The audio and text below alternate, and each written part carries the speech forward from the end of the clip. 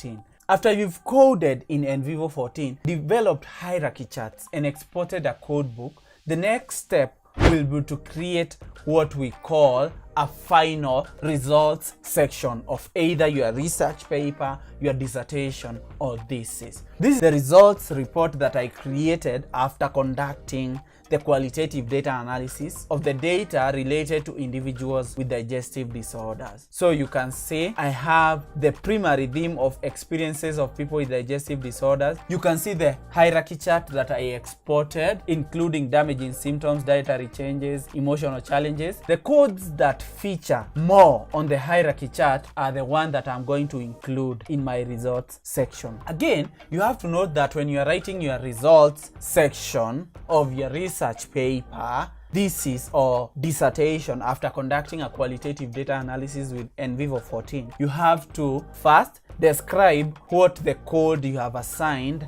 means. For example, in damaging symptoms, I've described damaging symptoms was a prevalent theme among the interviewed individuals with digestive disorders. The damaging symptoms among individuals with digestive disorders will include chronic fatigue. And then we have the raw data here. We have this section or this excerpt from a statement that Sam said. Sam was one of the interviewees. We have another here, which is from the interview transcript with Sam. And we have another here, which is from the interview transcript with Brenda. It's important to include the raw data from the interview transcripts in the results section of your research paper, master's thesis, or dissertation when conducting qualitative analysis, because such data is used to support the codes that you assign to specific issues. The results section will have the excerpts that you get from the interview transcripts. The only section that does not have the excerpts from the raw data is the discussion section. So you can see from my results section here, I also have dietary challenges as a